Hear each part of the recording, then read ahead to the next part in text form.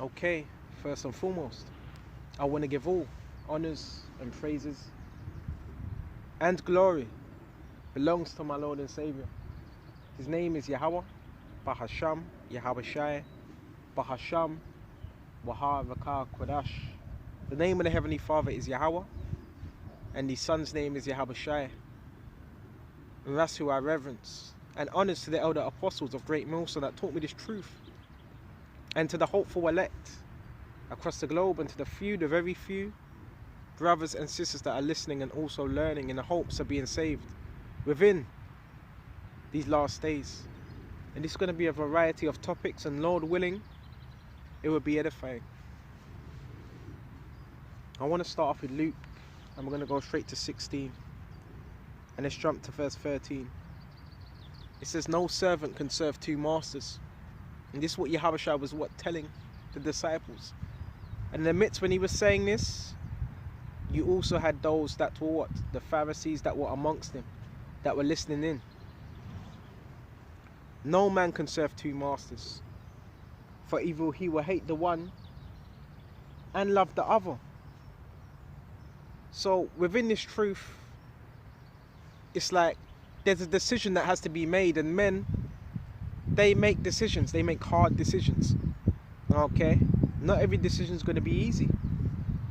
But after some time in this truth, brothers have to make up their minds, well, this is it, this is the truth, and this is the path that's going to be taken. But ultimately, it's up to Yahweh Shai.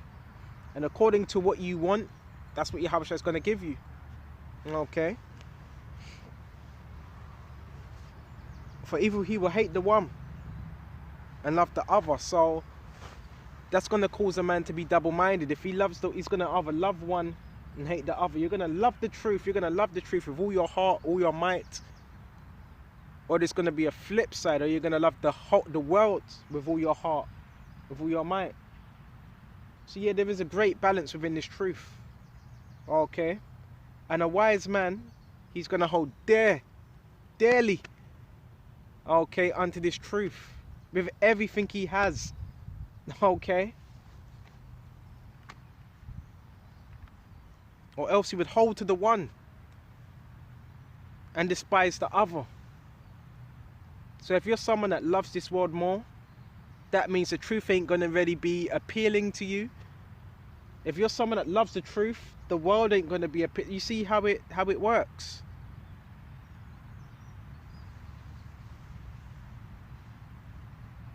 You cannot serve the Most High and mammon. That word for mammon, when you look it up, it says riches, money, the god of money. A lot of people, they idolize money. Okay? They actually idolize these things.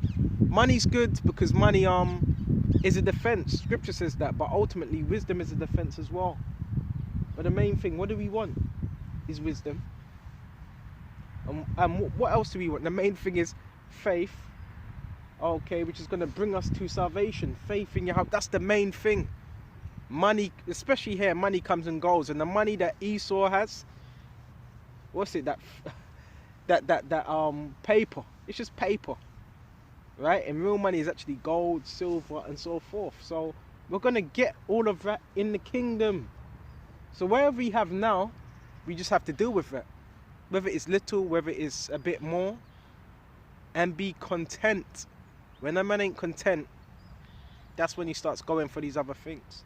But anyway, I want to let the scriptures come out. 1 verse 14, and the Pharisees also who were covetous heard all these things. So that means the Pharisees were there, listening to Yahushua speaking. Who were covetous. So these Pharisees, remember, they were older. This was an older generation of men. So these elderly men that are supposed to be experienced, they were covetous of Yahushua. They were envious of Yahushua. Okay? They derided him. They were mocking him. Okay? The Pharisees were known for mocking Yahushua. Why? Because it cut them. Why? Because they were covetous. They were serving what this world. They were not serving Yahushua. And he said unto them, why are ye are they which justify yourselves among men. So Yahushua told him straight, okay, you are they, you justify yourselves before other men. And that's the worst thing you can do. Because justification, who does it come from? Yahushua. So our justification ultimately is from Yahushua. All of it. Right? You are they which justify yourselves before men. And we ought not to do that. Okay? To justify ourselves. Okay? Before men. Alright? Our justification comes from Yahushua. And that's it. But their justification was from men. Why? Because they had a high respect of persons. It tells you that in James 2. Okay. You are they which justify yourselves. Okay, respect of persons. When you see one with a gold ring and you see that poor man with poor raiment, you say to the man with poor raiment, sit below my stool, paraphrasing, and to the rich man, yeah, come by me. Because the rich man, he has status, he has pulling power, and so forth. Okay. And it says, which justify yourselves before men, but the Most High knoweth your hearts. So yes, the Most High, Yahweh Yahushua, knoweth the hearts of men. Okay, he already knows who justifies themselves before others and who don't. Okay. For that which is highly esteemed among men is an abomination in the sight of the Most High. Okay. So those that are an abomination are those that are highly esteemed. So knowing that, I don't want the high seat. Knowing those that are highly esteemed in this world. Because to be highly esteemed in this world, you have to be, there's some type of wickedness you're doing. Whether it's selling out, whether you're getting popped by a nasty Amalek. Okay, there's something you have to do. To be highly esteemed, you have to be wicked, because Yahushua is against this world. And he said in James 4:4, the love of this world is enmity with the Most High. So there's something you're wicked if you're highly esteemed in this world. Because John, Paul, Yahushua, they were not highly esteemed. They were very known, but they were not highly esteemed. You had the wicked that were trying to take them out. Okay. So we call ourselves being prophets. We're not supposed to be seeking for any type of fame, any type of worldly glory here. Okay? Because when you do that, guess what that takes away? It takes away the edge, and it also takes away what? The spirit. Okay? For no way should we be seeking for that. We should be seeking to what? To stay lowly. And that's it. Alright? Let me just a minute. So let's go to, and you notice how it says is an abomination in the sight of men. So those that are esteemed in this world, they're abominations. Okay. They're abominations in the sight of men. Okay.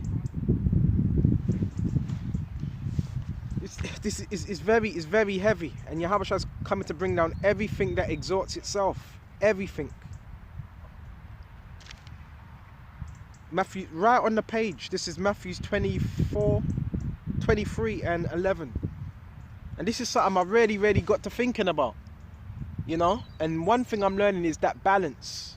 Alright, we go out on the highways and byways, but then there was a time, how was Yahushua moving? There was a particular way Yahushua was moving. Right? Because sometimes that could get a bit too much for you. People saying, oh, good job, hello, and all that rubbish. Sometimes you need that space. Right? Sometimes you do need to withdraw yourself. Yahushua done it. Okay? Matthew 24, 23 and 11. But he that is greatest among you shall be your servant. This is when Yahushua was reproving them Pharisees. It's a good thing, brothers and sisters, read Matthew 23. And that was basically Yahushua reproving them Pharisees. Okay, which not all of them are wicked. But he was reproving a lot of them Pharisees, because the way they were operating was not in the spirit. They were operating in the flesh. Okay. But he that is greatest among you shall be your servant. Right? So those that are greatest, those that have a higher rank within this truth, which I've never cared about that. The whole ranking, the rank is to keep things in order. That's what it's for. Okay? But the worst thing is when you put men of rank and they're not even in order, they don't even have the right mindset towards Yahushua. That's the worst thing. But guess what? All that Yahushua deals with that. That's not for me to really intervene. Yahushua is going to deal with that because he's the one that sets up the rank. Okay? But those of you that have greater rank, you're supposed to be that greater servant. How is it? I'm still a young man in this truth. And I even know that, like, I have to serve, especially if you've been given much. So this is the mentality. So how much more if you have a rank? You should be showing me how it's done, a younger man in this truth. Because I'm still learning. If you've been in this truth for a long time, brothers are watching you. Brothers are watching you. They're learning off you. Seeing what you do, seeing how you operate. These are things we need to keep in mind. So if a man sees you being lukewarm, not caring about the truth, you being lackadaisical, then that individual that's new to the truth, he's going to think, well, that's all right to be that way, not to do the work, not to really care. 1 verse 12, and whosoever shall exhort himself. We're not here to exhort ourselves. Okay? Forget about that. Okay? You need to be seen of men, vainglory. Okay? You want to be that guy? It's definitely not about that. Okay? Been there, done that, and it's not good. You're gonna feel less. You're gonna feel less, because that's outward appearance.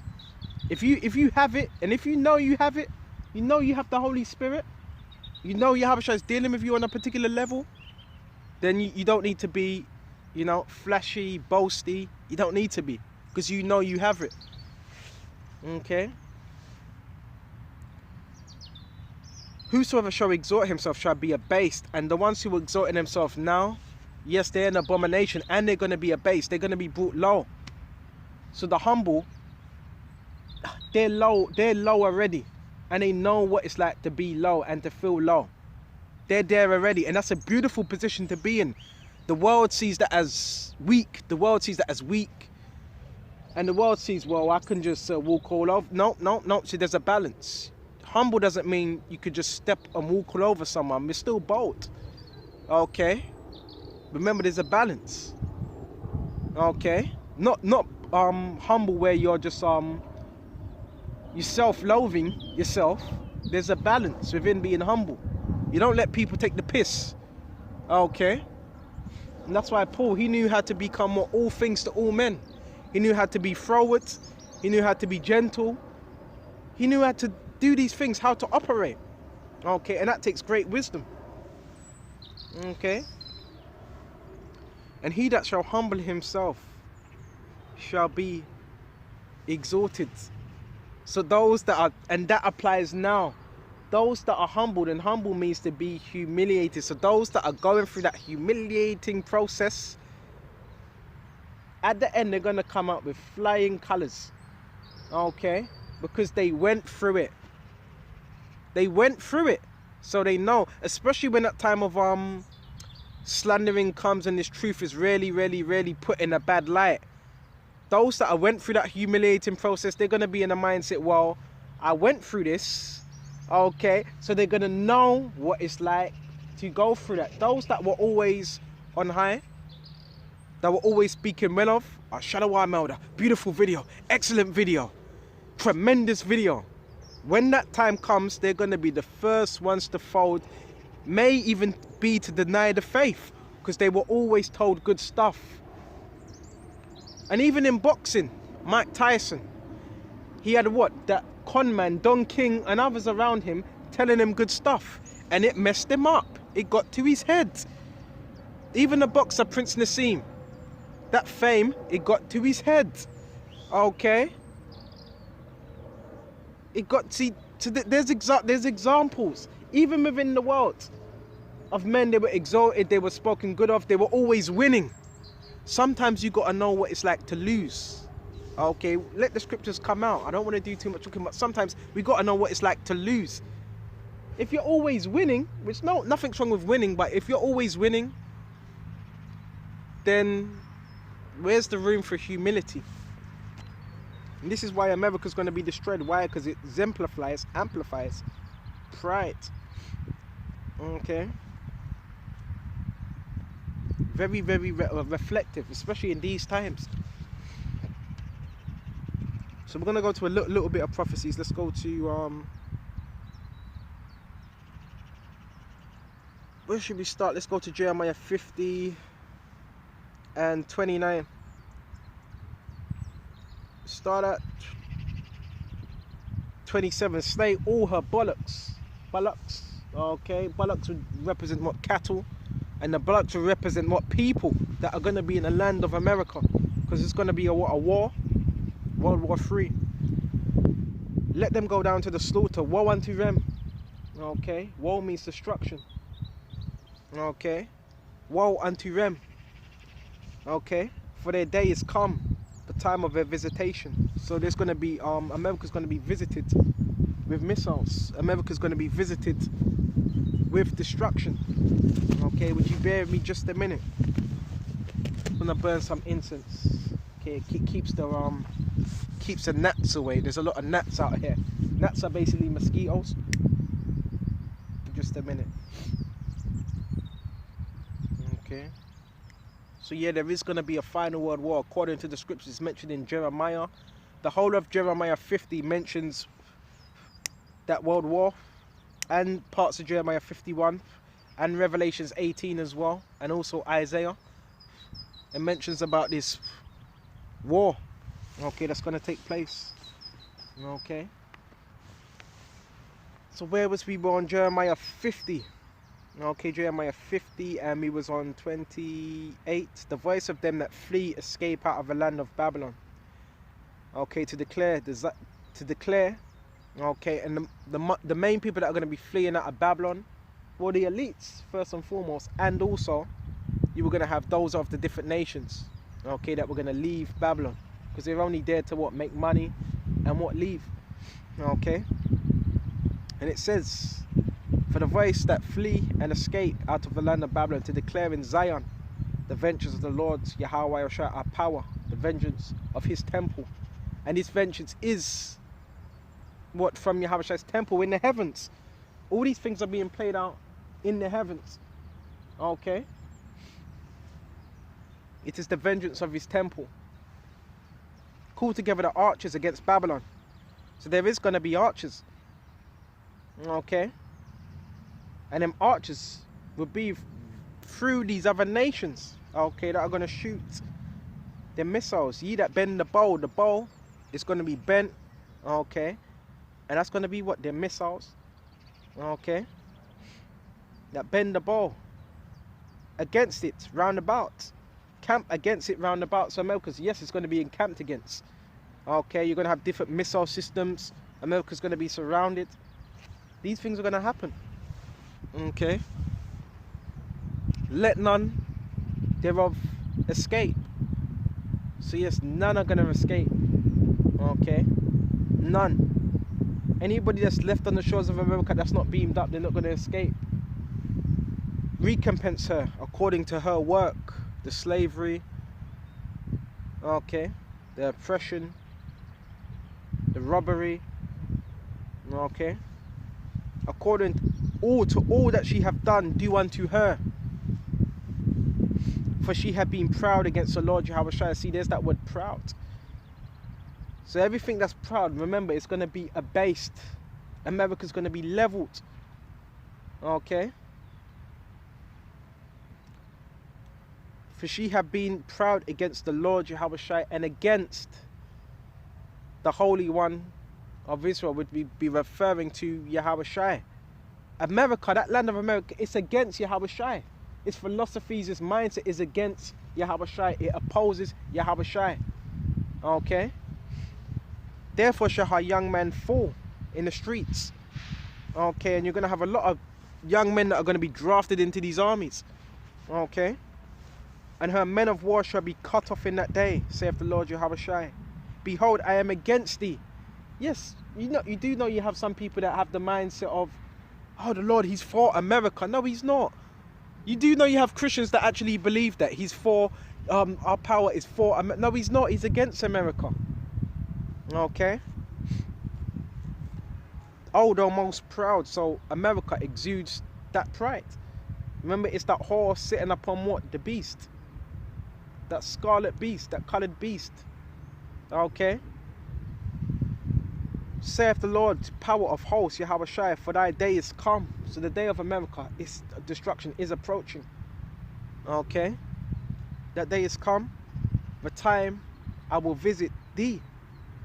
The most proud shall stumble. The most proud shall stumble. So America and those within America and those that are set up on high, those in high positions, it says they're going to stumble. Okay, they're going to fall. And fall, and none shall raise him up. See, the higher you are, the harder the fall. And they shall stumble. Alright? And fall. None shall raise him up. I will kindle a fire in his city. So yes, it's going to be great fires within these cities. Okay? And that's going to be via chariots and what their missiles as well. And it shall devour all around him, round about him. Okay? Thus saith the Lord of hosts, the children of Israel and the children of Judah were oppressed together. Okay? Both of the tribes were oppressed together. Judah and Ephraim. Okay, the northern tribes and the southern tribes. You go to New York, okay, you got the Latin quarters, okay, as they call it. Okay, you go to Chicago, you got the northern tribes, you got the Judah as well. Everywhere you go. You go to LA, where you got a lot of them northern tribes and Judah. Okay. Even in the UK, even in the UK, certain parts of South London, even where I teach, my particular location, you have what? A lot of northern tribes. Okay, so-called Colombians, tribe of Asher. Okay, and so forth. Naphtali. Okay, so we were oppressed together. We were all up in these ghettos together. Okay, and it says, where was I? They were oppressed together, and all that took them captives held them fast. They refused to let them go, just like Pharaoh. And Esau is that modern Pharaoh, and he doesn't want to let us go. I was saying this yesterday. He doesn't want to let us go, so Yahushua is going to intervene. That's why Yahushua is known as a deliverer, right?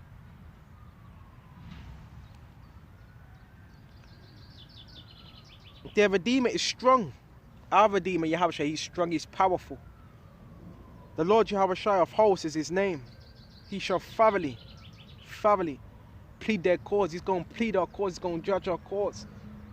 Okay, that he may give rest to the land and disquiet the inhabitants of Babylon.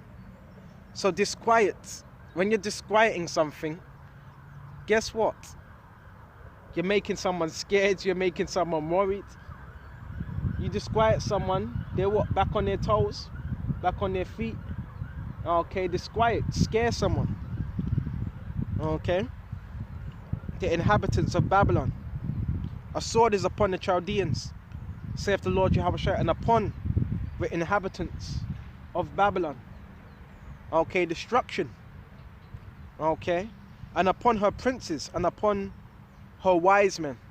Because you have wise men of Babylon, which would equate to your magi's, your sorcerers, your technicians.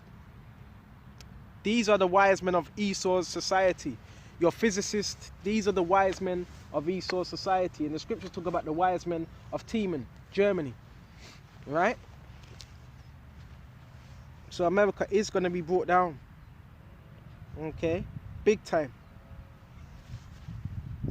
A sword is upon the liars, and they shall dote. A sword is upon her mighty men, and they shall be dismayed. Because the liars would be Esau, the elites, they're prognosticators. What they tell them, what a lie of what divination. Satan's telling them, yeah, go on, you can get this new world order, we can get this going. But what they don't know, the spiritual demon Satan is actually lying to them. Okay?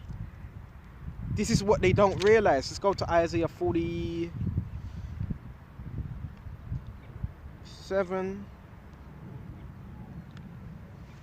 Bear me just a minute.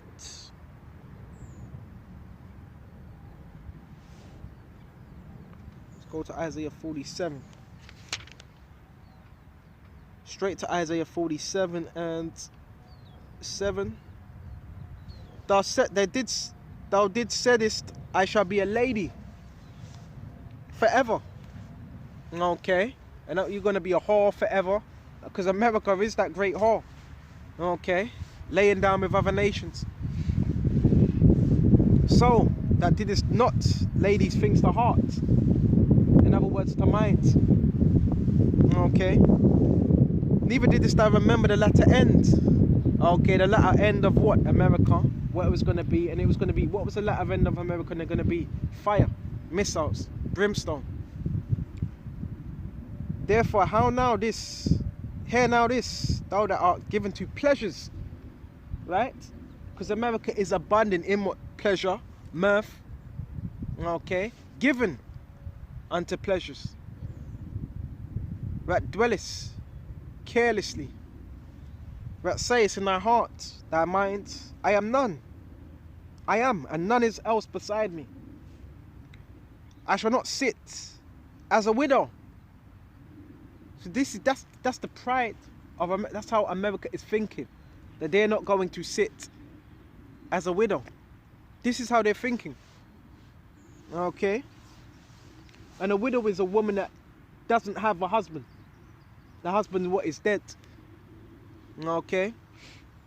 Neither shall I know the loss of children. But these two things shall come to thee in a moment. Okay? In one day, the loss of children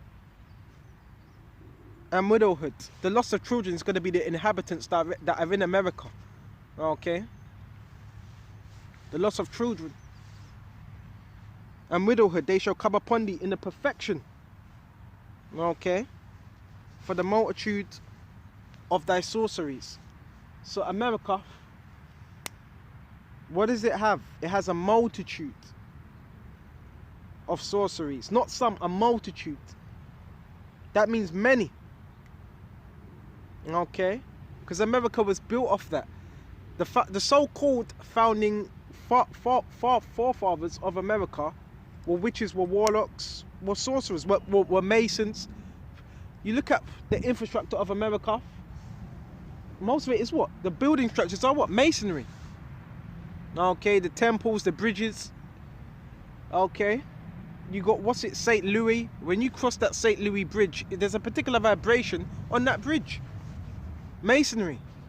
Including even in UK, the Westminster Bridge, there's a particular vibrations within these cities, demonic vibrations. There's a particular way these cities were set up. Okay, the building infrastructures. Okay? For the great abundance of that enchantments. And that's what America pushes out every single day. Every single day. On the TV. Okay? On your devices that you may be watching. Even certain shows you may be watching. Every single day there's some type of form of enchantment. Even if you're walking out on the street, there's some form of enchantment that's around you.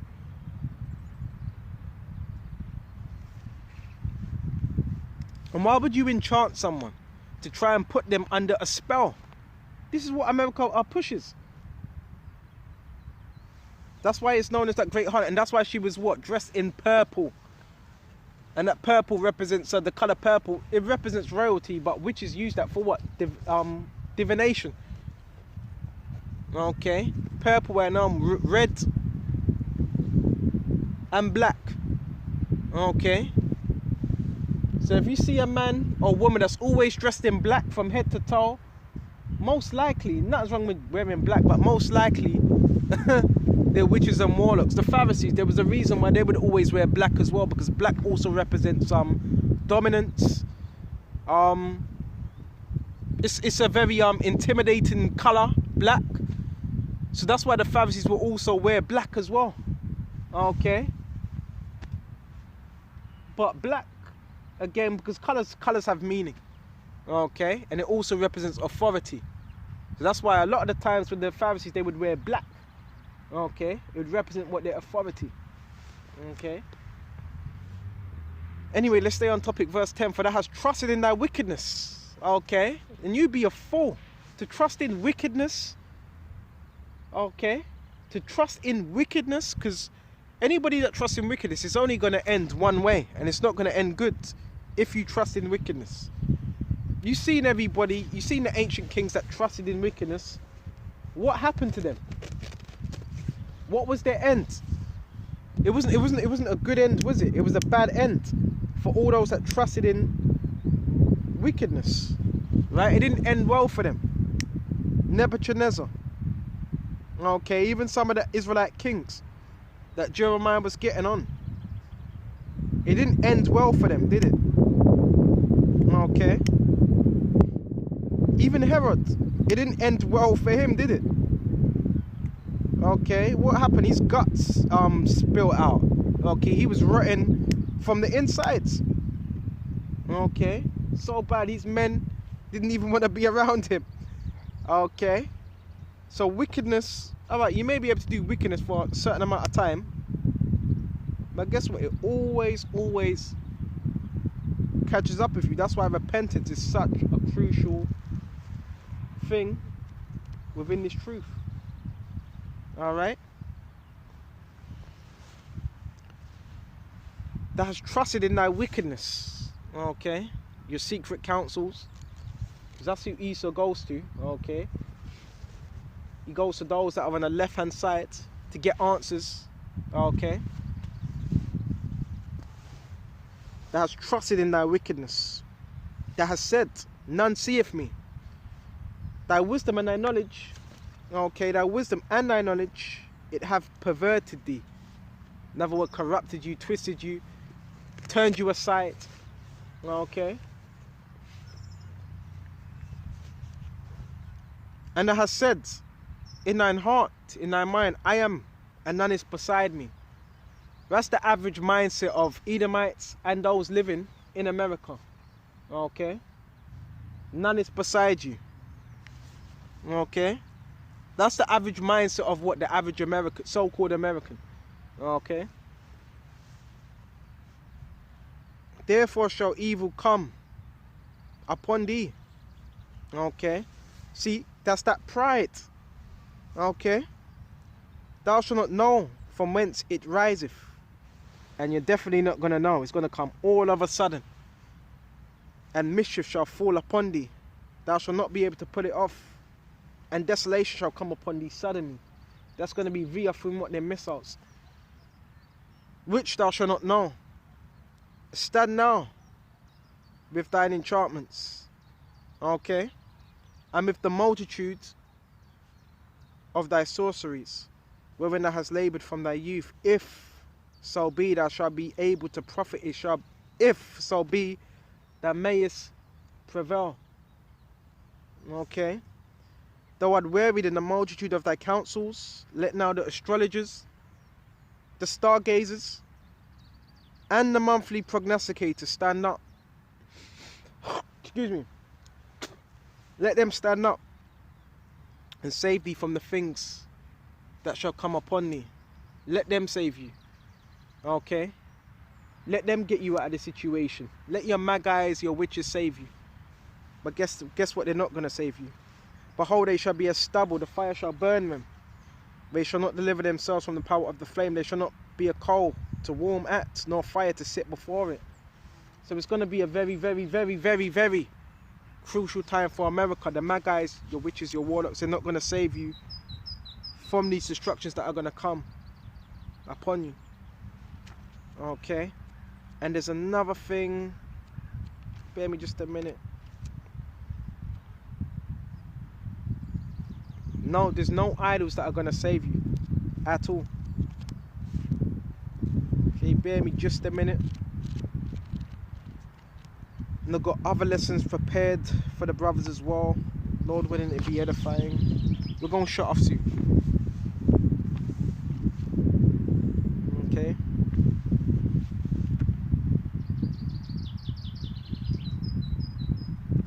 Bear me just a minute.